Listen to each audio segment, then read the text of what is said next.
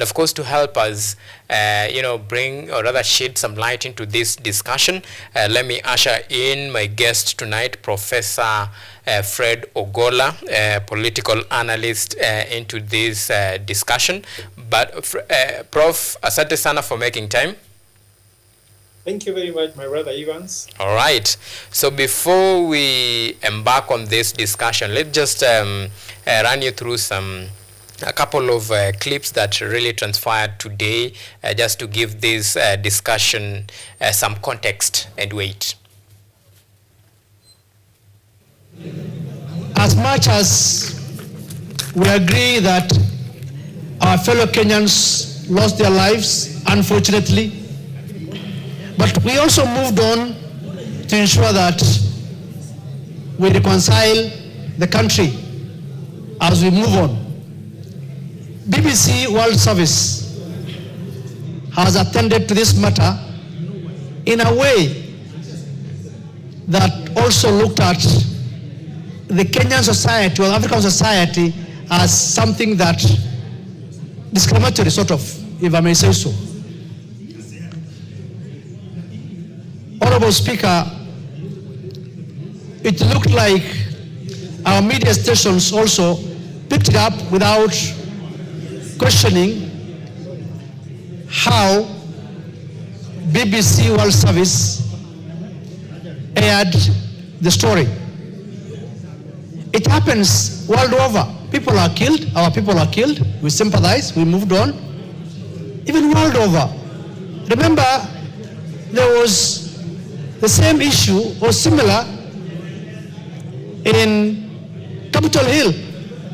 BBC World Service never took the opportunity to say something. It happened in London, they never said it. All right, Prof, have we really moved on, or politicians are just trying to be politically right? Yeah, first of all, let me take this chance to even remember and reminisce the people who lost their life in this June 25th. I was on the street myself. The gentleman who was shot in the street was just 3 meters away from me. And I could tell you the street was really a moment that you can't even describe. But unfortunately, our politicians have not even learned from that clip that was played from BBC. Some of them now are blaming British government, blaming BBC. Instead of if there was inaccuracy in the reporting of the BBC expose, then actually you can blame it. But the reporting is accurate. It is not BBC that killed Kenyans. BBC or government or UK did not send policemen to shoot or military to shoot. It is our own who shot our own. So therefore, there is nothing wrong with anybody pointing fingers. We should be remorseful. In fact, the parliament should even call for national mourning. We should call even for national confession and national prayer. We should call for how we can go back to God and ask ourselves, what happened that just because of a finance bill, something written on paper, made some people to live their life? Just an Excel sheet. Money to be collected to make politicians happy was to be collected, and politicians were so mad that some people had to die. Imagine that you want so much luxury for yourself that someone would rather die. So for me, I think that we haven't moved on. And then when Gen Z came to the streets, the main discussion was economic. It united all Kenyans around one big topic called economic. Our politicians, remember that time, they could not even know how to talk on TV. They never knew how to speak even in the media, in the public. They were completely even unable to tweet, TikTok, Facebook, Instagram. So they were so much in confusion because they could not engage Kenyans in an economic discussion. So slowly by slowly, they started pushing us back to the political terrain because they are very good at it. They can discuss matters, the impeachment of so-and-so. They can discuss, I don't know, which tribe should come into government, which should not go, forming broad-based government versus what, do campaigns, go to rallies. That time, William Ruto did not even have oxygen. Even praying in churches was hard. He could go to a church, he could be chased away, he could leave running away from his own red carpet. So I think that politicians brought us back to the political arena where they are very good at, but they have not known that the Kenyan problem, Evans, is economic problem. It is not a political problem.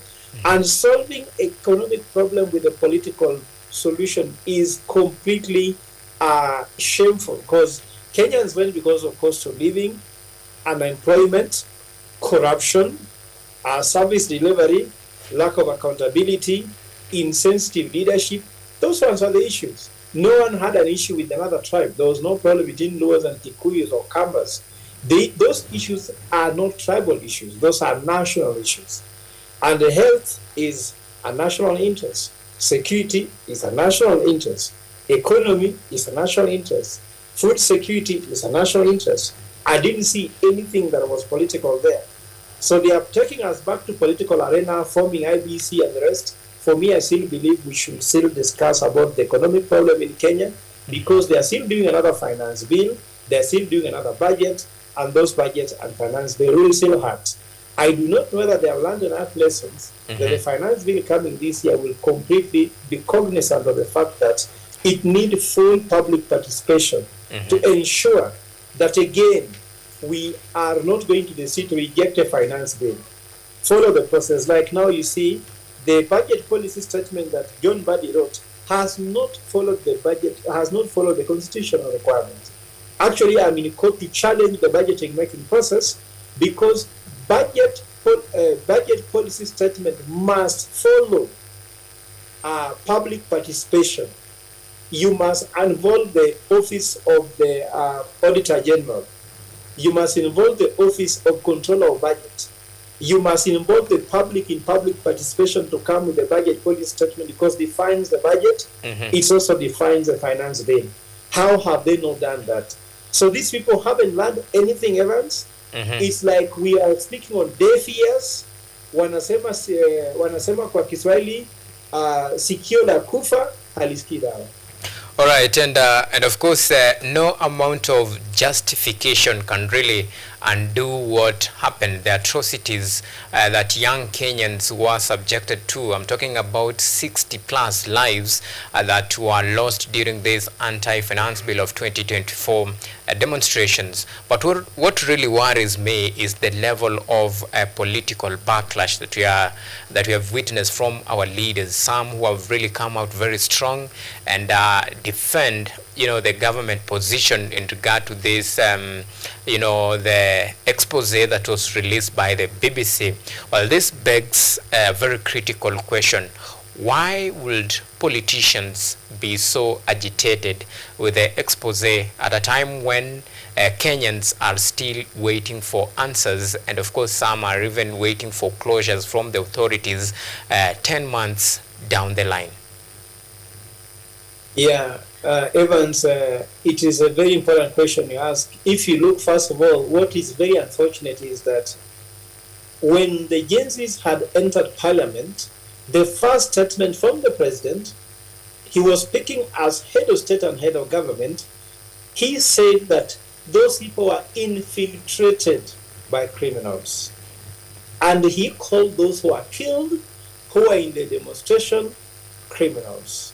Now, BBC expose used high level of camera intelligence, even AI, metadata, to prove clearly that those who are shot, like Wakena Eric, they were not criminals. Some of them were university students, software engineers. Some of them were just doing their normal businesses in town. None of them, you could even go to criminal investigation, the DCI headquarters, and check whether they had a criminal record. Zero. If a head of state can offer a statement and call his citizens criminals, and they are being killed, do we have a government? If the head of state has no empathy, has no feeling, he has no emotions, what is wrong with other politicians doing the same? Because they are singing the song to support the president, to support the government so that their pockets can look good. MPs are bought here every day. Some of them even take as cheap as 10,000. Some of them even pick 50,000 to say things which are against their own wishes. So do we even have to even discuss about these people? According to me, we have a lost generation, and that's where the Gen Z. There's the baby boomers. There's a lost generation. We are talking about millennials. Mm-hmm. We are talking about Gen Xs. We are talking about Gen Zs. At least they have a feeling for their country. The other guys lost patriotism long time ago. They are turbocrats. What is important to them is their stomach. So according to me, it is very clear they are talking about who butters their bread, but they have forgotten the person who butters your bread are the citizens who pays taxes, are the ones who votes for you, who makes you a leader, and you should represent them. You cannot represent yourselves. And I think that they have forgotten that the sovereign power belongs to the people. They need to read the Constitution and meditate like they're meditating upon the Bible so that they can understand what's happening. So these people need a serious civic education. Now the civic education I'm talking about is that in 2027, they need to go home so that they can reflect from home. That's the only civic education they can get. All right.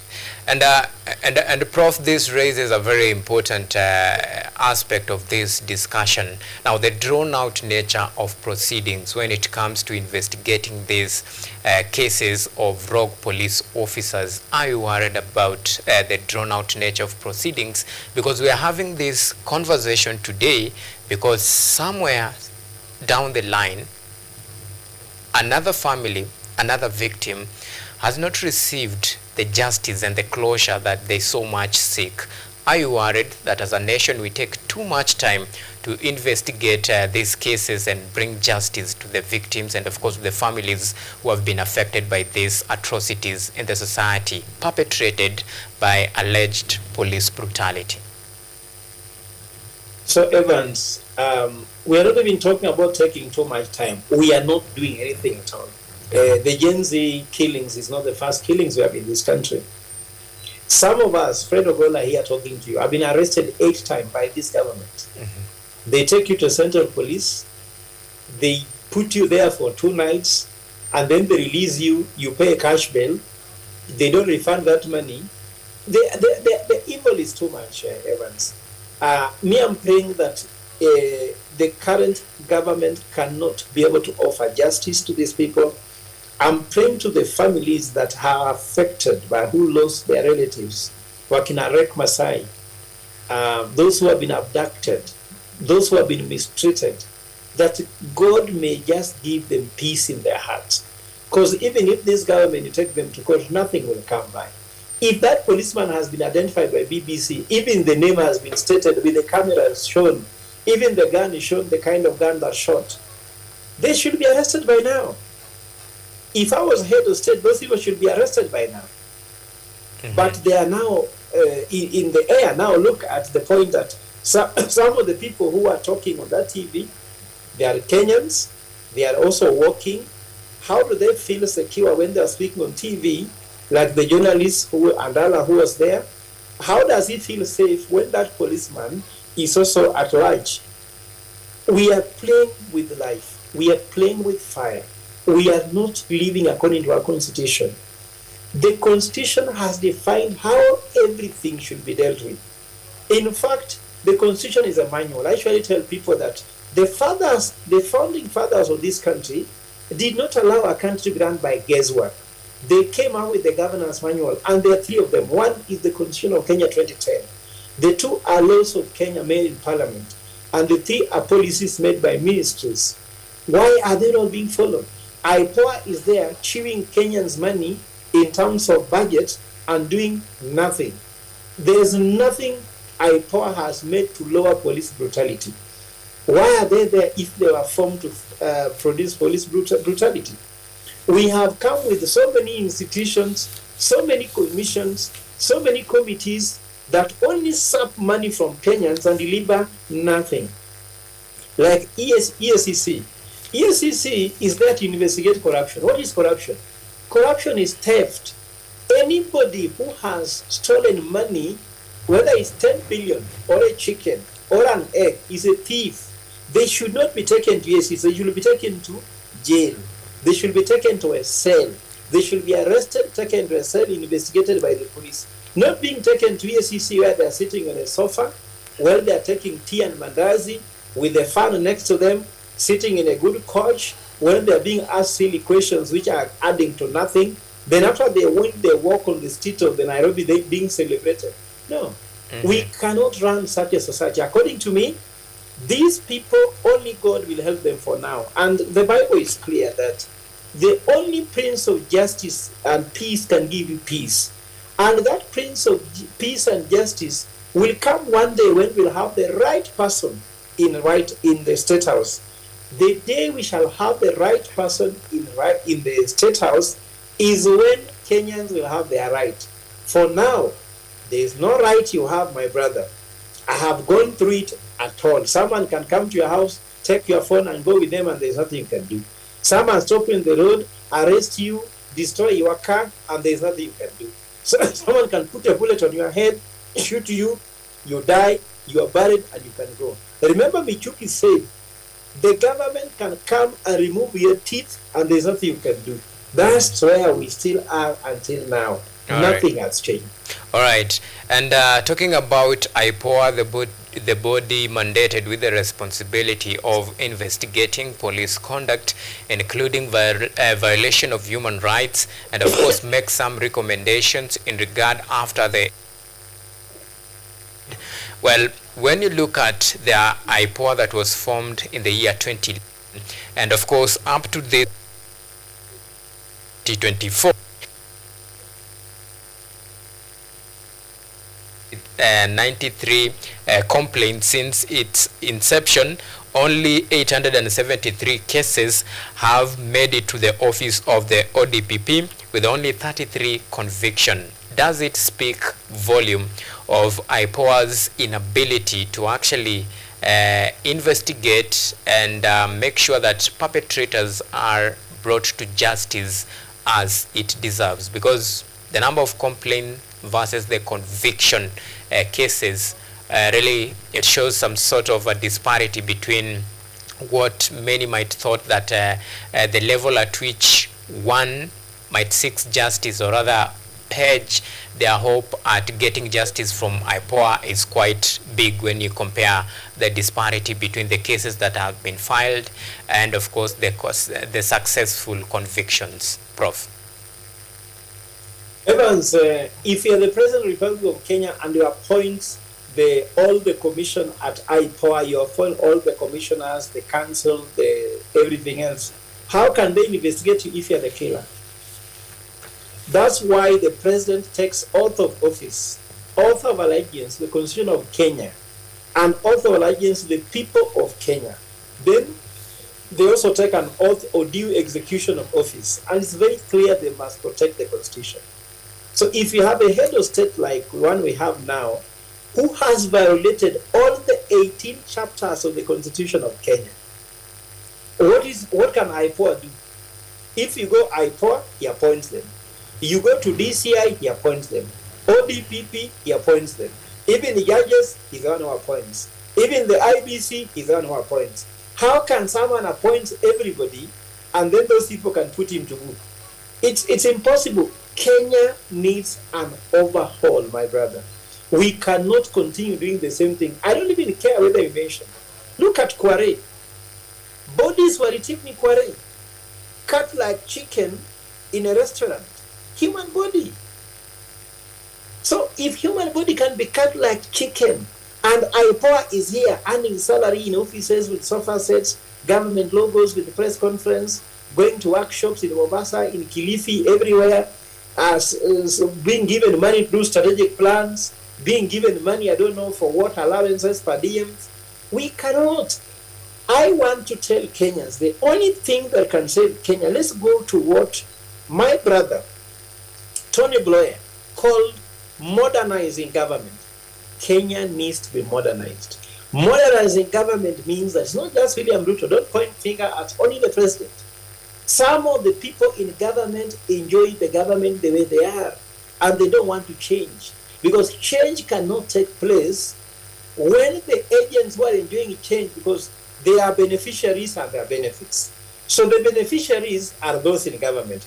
The benefits is what they are getting from it. If you don't change the benefits, nor you change beneficiary, nothing can change. And in Kenya, I also want to tell Kenyans, and some of us are still celebrating some of those people. Don't celebrate them, because only person who wants change in this world is a baby in wet diapers. Is Kenyans' diapers wet enough to have this change we are talking about? Before we are tired and say enough is enough, we're still being scammed. Someone come here and say, now we are in government, we have given you 2 people to enter IPOA, 4 people are in this year, and those are people killing people. I don't know, bragging how people have been given jobs in the military. Those are the people shooting people, policemen. I don't know what. And the president, by the fact that he's not following the law, he has compromised any other institution. He has compromised opposition. He has compromised parliament. He has compromised the judiciary system. He has compromised the electoral system. He has compromised the investigative system. Mm-hmm. He has compromised even the military. You saw a military person, the BBC is showing that this dressing is only from the military that shot somebody. What was a military person doing in a police, among the policemen shooting civilians? So if the president cannot uphold the law, who will uphold the law? All right. And Prof, talking about upholding the law and of course having a complete overhaul. Well, if you were to flip the table and have this what you call completely overhaul, what would a successful IPOA looks like to you? We don't need IPOA. We don't need those institutions you are getting. They've been put there to make you feel something is happening. Do we have IPOA in UK? Do you have IPOA in the US? Some of these institutions you are talking about, they have been created to you so that, in fact, if you look at IMF, World Bank is saying we need to restructure and reduce the size of government. We have too many authorities. We have too many commissions. We have too many committees doing nothing. There's even a commission called a Commission of Unemployment of Kenya. And there is no employment. And you see, the budget policy statement says that they have frozen employment in Kenya, and we have a commission in charge of unemployment in Kenya. The office is in Kasarani. If you go to Kasarani, they have an office in Kasarani. So I'm asking myself, how can a CS Treasury like your President Jura Ndungu last budget read and said, out of a budget of 3.9 trillion, there is no employment for the youth. Yet they have Employment Authority of Kenya. Unemployment Authority of Kenya exists. So you don't need these things, my brother. These are just massage. These are just Panadols. They're just painkillers. Policemen should abide by the law. The police can have their own disciplinary measurement committees on how they need to do these things. If you want to have high power for the police, what will you do for the military? Do you need to have another one for the military? Then you want to have another one for teachers. You have another one for journalists. You'll have another IPOA for citizens. You have another one for drivers. You have another one for makangas. How many will you have? If you cannot obey the law, you can't obey the law. No matter how many commissions or institutions you set, the fish rots from the head. The president should lead Kenyans, and then the government leads Kenyans. When a president who says, I will keep the law, I will not steal Kenyan money, I don't need money, I have enough money to live with my family. That is the day corruption will end. You can have anti-corruption forever. But if the head of state does not want anti-corruption to work, it won't work. It has never worked. These are scams. They are making you feel things are working, but they're not working. We don't want painkillers. We just want the root cause of the problem. If the government is corrupt, there is no need for EACC. Okay. So, Prof, even as we wind up on this discussion, because we are running out of time, will the victims of the anti-government protests of 2024 really get justice, given the fact that 10 years down the line, only 2 cases that are now in court? We have IPOA has completed 22, 36 still under review. Do you think the victims will get the justice and closure? Yes, not under this government. On 25th of April 2024, at Ufungamano Hall, we had a meeting of all new generation aspirants who wants to form the government from MCA to State House. If we win the election and take over government, we shall give justice to those families. We will ensure that justice is done and fails to be done. We will open serious investigation, collaborate with the BBC instead of shunning them. We will bring all those BBC experts, the intelligent cameras they used, and we shall just say, in God we trust, the rest bring evidence. And even if evidence is Fred Ogola who shot, let him go to jail. I'm sure justice cannot be done by the person who presided over that killing. They cannot be done. Justice cannot be done, because if justice is done, the whole government needs to retire. Who gave the order shoot to kill? You saw the policemen here, you saw the police inspector general being asked to go to court. They don't want to go to court. They cannot even obey court orders. So if they can't obey the court orders, how can the president obey court orders? So the new generation aspirant will take over government, and we shall have alternative leadership. Serikali mbadala na Wakenya watapata haki yao. Lakini chini ya hii serikali ambayo iko hapa hii, hakuna kitu itafanya. Hii serikali gushi, hakuna haki inaweza patikana. Asante sana Professor Fred Ogola for your insight and shedding light in this very important discussion about the state of the nation, where we talk everything in between, matters, politics, business, and of course whatever affects the common wananchi. At this particular point, sadly, this is where we have to leave it. Prof, asante sana once again for making time. Bye-bye. All right. Okay, so that is the state of the nation, and of course just some intrigues and